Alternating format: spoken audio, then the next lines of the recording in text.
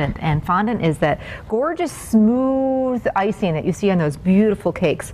And once you get in the swing of it, it takes a little practice, but you can do so many different fun things with it. Well, and covering your cake is that's going to be the tricky part. And when I mentioned earlier about the marshmallow fondant, it can be not very dependable when you're going to do a larger project like that. Okay. It's great for cookies, it's great for cupcakes, but sometimes if, high humidity, and it works really great on a cooler day, and then you get it and you go to make it and you roll it out and it's sticking to the table, sticking to the rolling pin. So if you're going to do a nice cake, invest in the kind that you have in the store, which you sell in buckets. And it comes in buckets like this, different colors. This is flavors. A chocolate one. And then for cakes, you want to use a large area, because what you'll do is grease this, roll your fondant, and actually flip it right over to the cake you can see and separate it. The lines here will tell you how big of a circle you need. So that actually doesn't seem too hard to do then once you get the hang of it.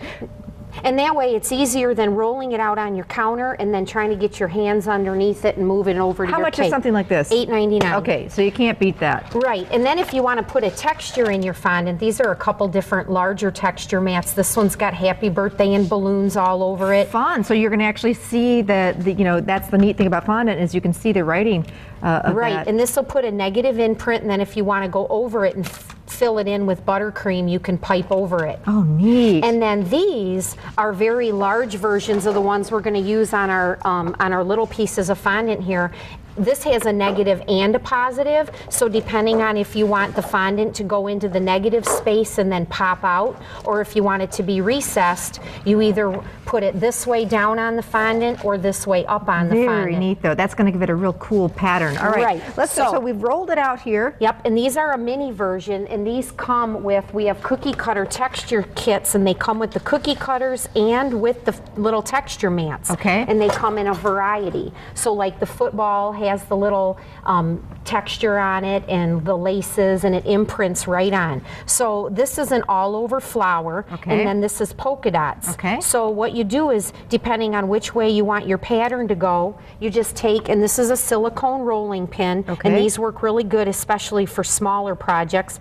You start to roll your fondant out to the thickness that you want, and then right before you finish, you go over with your texture mat, and now it left that texture in there. Cute. So then what you do is, this is just a circle cutter that you want to use if you're going to do this on a cupcake. So I have a cupcake that's pre-iced, and now we're just going to lay, and it's got buttercream on it, so we're just going to lay the fondant over and then just carefully smooth it down. Look at how elegant that is, too. Beautiful. And then if you want to take some luster dust and go over it, it actually gives it like a pearly finish. So this is just one of a zillion different things you can do with fondant. Classes all the time at Creative Cake Supply. Give them a call, go online, and we will help you out. Great to see you. Thanks, Julie. Thanks.